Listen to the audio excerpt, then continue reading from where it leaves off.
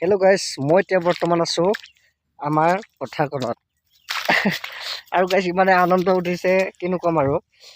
মানে ৰহস্যময় কথা এইটোৱে যে এই গোটেই আমাৰ গাঁওখনত বা আমাৰ গাঁওখন আৰু বেলেগ ইফালে আছামিজ গাঁও, গোটেই গাঁৱতে সকলোৱে পইচাৰে তো আপোনাৰ এই পোক মৰা দৰৱবোৰ কিনি পইচা খৰচ কৰিলে, এভেইলেবল পইচা খৰচ কৰিলে।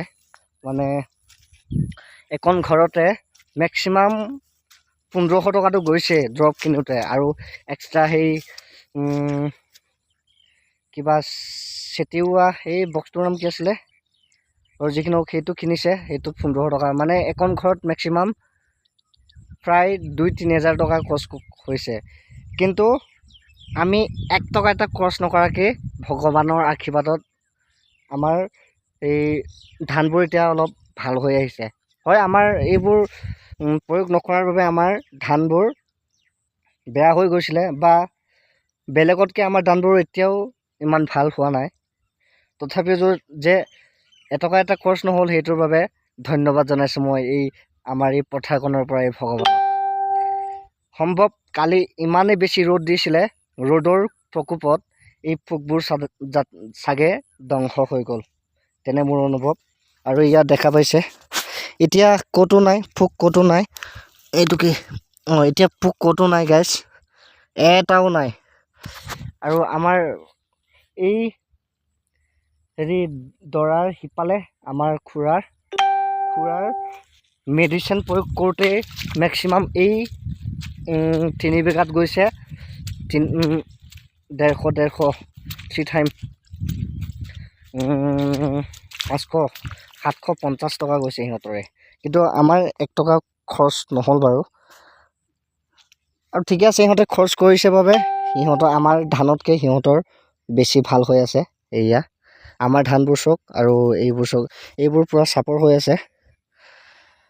আৰু এইটো পানীৰ প্ৰকোপত এইটো এনেকুৱা হ'ল, সেইটো পোকৰ দ্বাৰা এইটো হোৱা নাই। এইটো পানী মানে এই বছৰ ইয়াত পানী নুশুকালেই বাৰু। যি কি নহওক, আজি অলপ সোনকালে উঠিলোঁ যেতিয়া ভাবিলোঁ আমাৰ পথাৰখনকে চাই আহোঁ।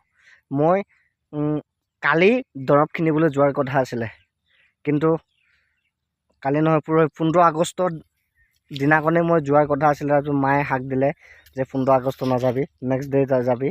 তো নেক্সট ডেত যিহে ৰ'দ দিছে, তো ভাবিলোঁ নাযাওঁ আজি। ৰ'দৰ বাবে মানে নিজকে অশান্তি ফিল কৰিলোঁ বা এলাহ লাগিল, সেইবাবে নগ'লোঁ। আজি কিনিবলৈ যাম বুলি ভাবিয়ে মই পথাৰখনলৈ আহিছিলোঁ, আৰু পথাৰখনত দেখিছোঁ এতিয়া ক'তা পোক এটাও নাই।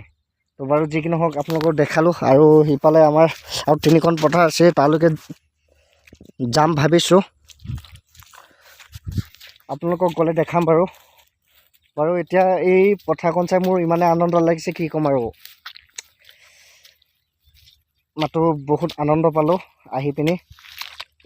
মানে এইটো একচুৱেলি ক'বলগীয়া কথা নহয় বা হাঁহিবলগীয়া কথা নহয়, কাৰণ মানুহে পইচা খৰচ কৰি